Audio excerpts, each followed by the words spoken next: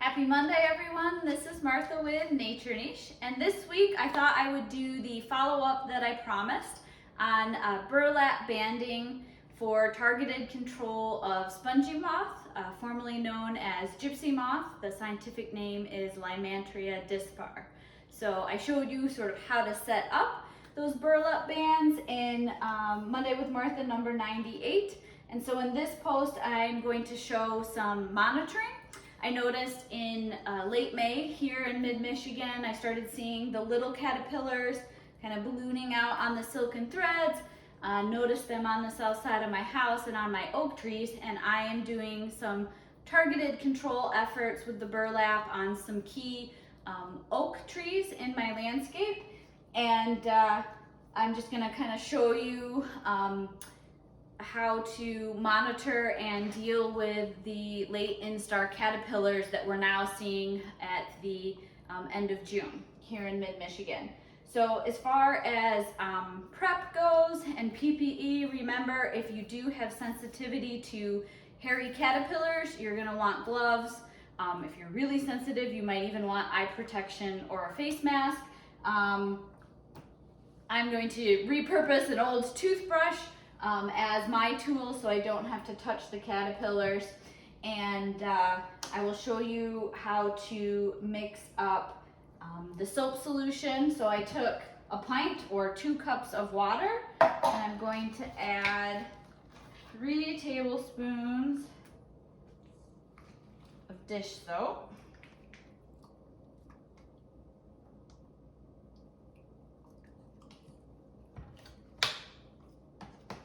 And then mix that up. So this will be my solution for dealing with those invasive caterpillars. And again, I'm doing this just to try to minimize the defoliation that they cause. Some really important oaks in my landscape that provide good habitat and important shade for our house. And then other things you might need, I'm gonna grab some push pins to help hold up the burlap while I work. And let's go outside and see what I have under my burlap bands.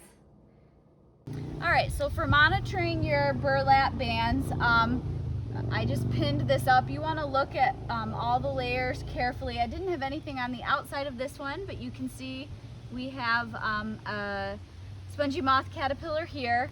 Remember that you want to do this monitoring during daylight hours. That's when the later instar caterpillars will be seeking shelter down on the trunk. At night they migrate up into the canopy of the tree to munch on the foliage. You want to do this at least once a week, and if you can do it more frequently, great. My squirrels were playing around and somehow untied the twine that I had up, and so we just put some of these back up last night and already finding the spongy moth caterpillars. So they do really work by providing that shelter and attracting these caterpillars. I just want to remind you of what they look like, because one of the benefits of this method of control is that it is selective. You get to choose what you treat versus trapping everything with some sort of sticky tape or something like that. So the spongy moth caterpillars have the yellow face with the hairy warts on either side of their head, followed by 5 sets of blue spots along, like pairs of spots along their back, and then 6 pairs of red dots. So I am confident that this isn't one of our native caterpillars. This is the invasive spongy moth. So I'm going to take my solution and my toothbrush and just brush this guy into the solution. I'm going to look carefully. I don't see any more on this layer, but I do want to check underneath as well. You want to look in the crevices carefully. Yep, there's another one. brush this one off. And if you don't want to use the soapy water solution, you can just knock them to the ground and smush them. I just don't like smushing things. So this is an alternative. I'm gonna check the other bark areas and check under the flap here. On this side. And remember, you don't have to put the burlap all the way around the tree. Just a single double dope. See, here's another one. So we have late instar and kind of middle instar caterpillars right now, it looks like. Brush that one in.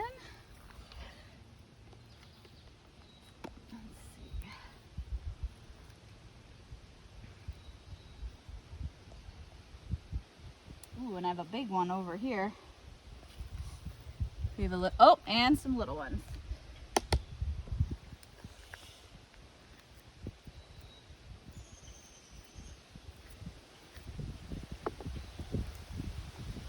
This one's. So for my viewers in more southern states, they may be pupating already, so you could be looking for their cocoons under your burlap bands. Those can be treated the same way, brushed into soapy water or smushed. And just remember, when you get to the stage, the females can also be dealt with that way, but that you want to leave egg masses. So if you're finding egg masses already, leave those in place, and that lets the parasitoid wasp that I talked about, I think Monday with Martha, number 80, complete its life cycle. And then once we get down to freezing temps, it's okay to start treating those egg masses. But this is a selective technique that can be used for all the life stages, caterpillar, adult, and pupa, as far as control, and then later egg mass after we hit freezing temps. So I think we've gotten all the ones under here.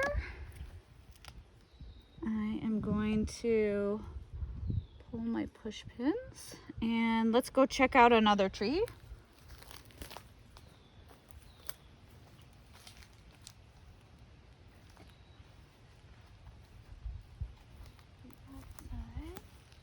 Remember, oaks are foraging hubs for, I think it was over 400 lepidopteran species in Michigan, and probably similar numbers in other states.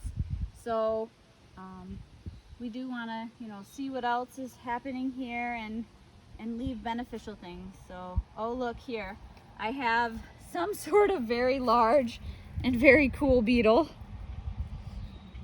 who's taking shelter under here. So that one I will leave, but I do have several sizes of gypsy moth caterpillars to deal with.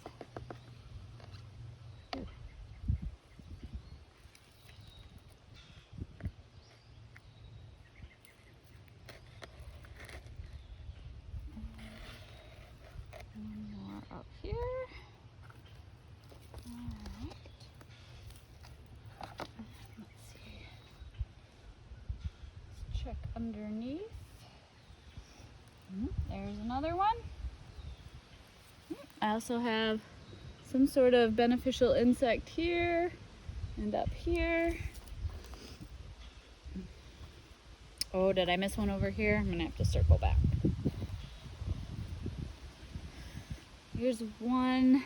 Boy, they blend in. Oh wow, they blend in really well with the bark, so you have to look closely. There are 3 here right in a row. Oh, and another.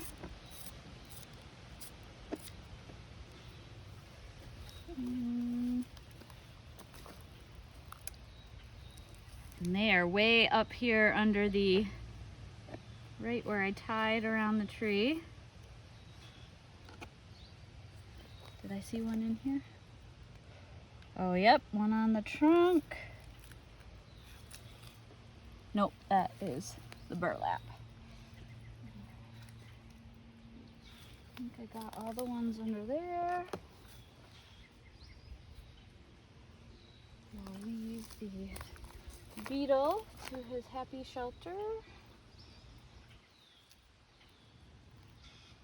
So if you have a really bad infestation, you could have, you know, hundreds of caterpillars. This one doesn't seem to be too terrible, but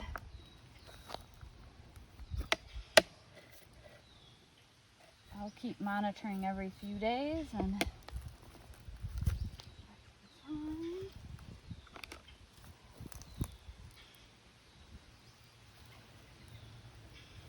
yep, I see several more directly under where the band is tied and along the length of where the burlap was hanging. Here's a big one and smaller.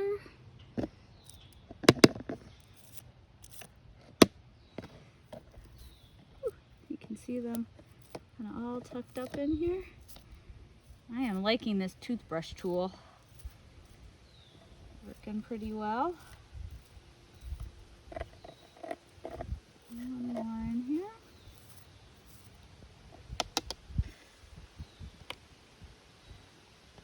Alright.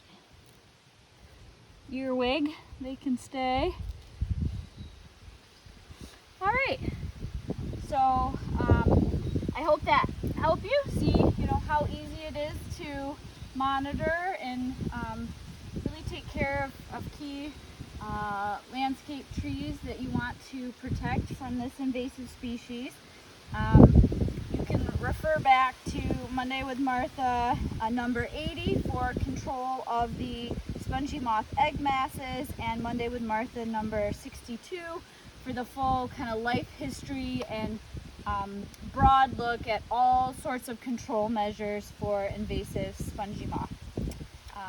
I hope this helps in your own landscape, and I hope you have a good week.